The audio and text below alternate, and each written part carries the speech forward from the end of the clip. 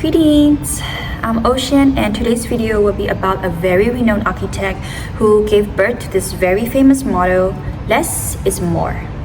And I'm sure a lot of you are already familiar with this verse, but do you actually know the legacy of the man who coined this? His name is Ludwig Mies and this video will be about him, his impact, and his legacy on today's modern contemporary society and architecture world.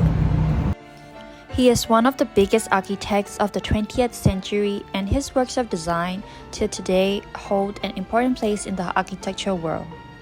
But this path of modernism was not always easy, especially back in the 20th century where architecture was so intertwined with politics. Now, let's get into talking about this architect whose single focus was the pursuit of pure and raw form. Ludwig Mies van der Rohe was a German architect, and as he grew, he got an interest in design and manipulating different materials. He was recruited to work for one of the famous architects in Germany at the time, and this was one of Mies' most significant points in his life. Because here was when he met two architects, both of whom would go on to completely change the world of architecture, Le Corbusier and Walter Gropius. Now, if you're familiar with these names, you know how all three of them significantly changed and altered the architecture in the 20th century, and at this office was where they all met, and this had a huge impact on Mies' life. Next, let's get into this great architecture movement that Mies played a huge part in and took this style into complete new heights. So the architectures of the new Weimar Republic were already looking towards this brand new style called modernism, which was at the time were already taking over big parts of Europe.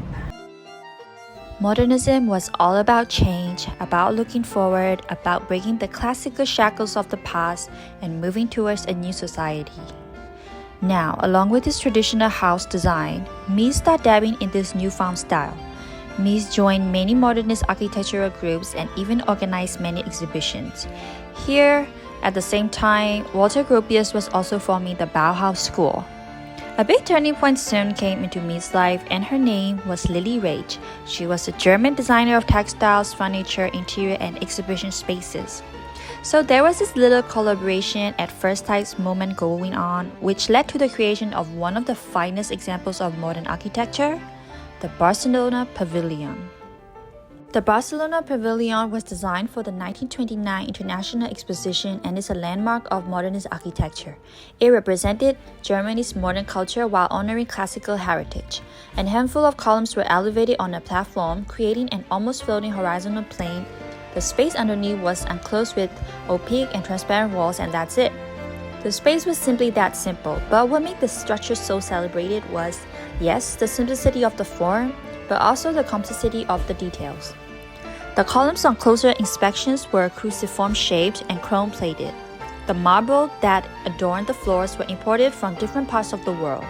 The opaque walls had colored onyx, which was cut specifically to expose the diamond pattern. Mies rid the building of all ornamentation and truly let the materials speak for themselves. This structure embodied Mies' famous saying, less is more. He was already a popular architect in German scales, but this structure thrust Mies on an international level. At the time when the Bauhaus school officially closed, the economy of the country was bad day by day as Nazis were taking over.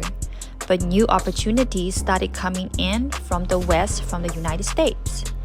So finally, Mies left his home country and moved to the United States in 1937, where he became a leading figure in the development of the international style. Mies was offered to run yet another school of architecture and design called the Illinois Institute of Technology. The school embodies Mies' vision of modern education and design, reflecting the ideals of post-World War II America while drawing on his classical architecture influences. Its minimalist structure utilizes industrial materials such as steel and glass, exemplifying Mies' philosophy of less is more. The campus, built with steel and glass, emphasizes simplicity, open spaces, and clean lines, reflecting his belief of architecture should prioritize structure and purpose over ornamentation. In the years that followed, Mies created some fantastic projects in the US, and two of the most significant buildings to come out of his time in America were the Farnsworth House and the Seagram Building. The Farnsworth House was a weekend retreat outside Chicago. This glass pavilion instantly became one of the most celebrated and praised pieces of modern architecture. It seamlessly blends industrial materials like steel and glass with nature, creating an uninterrupted connection between the indoors and outdoors. The house features floor-to-ceiling glass walls, offering panoramic views, and has an open floor plan with core areas like the kitchen and bathroom grouped together, freeing up the rest of the space.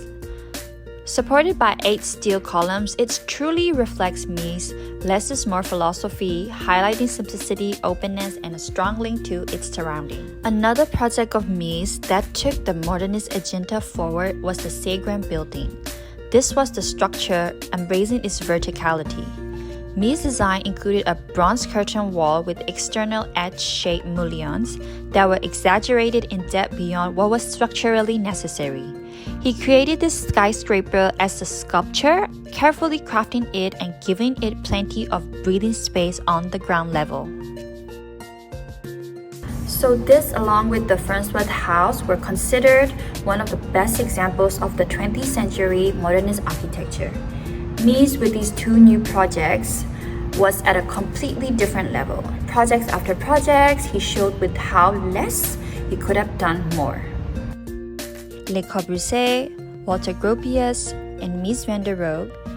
These were the three main pillars of modern architecture throughout the world in the 20th century, whereas Mies was the last remaining one. And when he died, the world of architecture went through another change.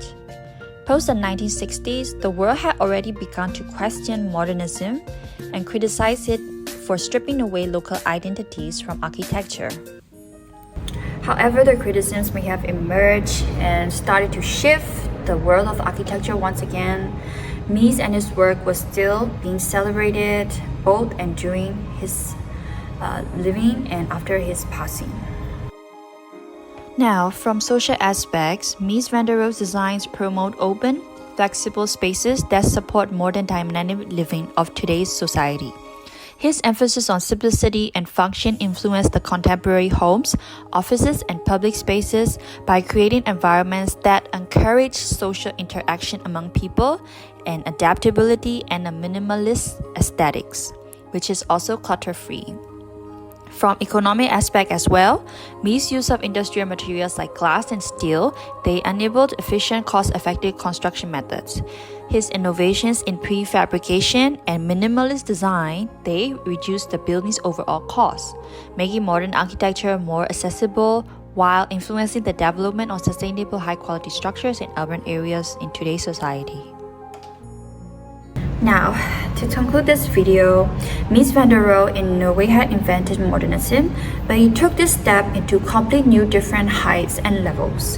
His legacy has continued to inspire today's contemporary society in architectural world and for designers. And today as well, I am in this living area where there is open concept and floor plan to it, and then a clean and simple aesthetics. And also there is a seamless integration of structure with nature, and by using his beloved materials, which are glass and steel. And with this, I will be concluding this video.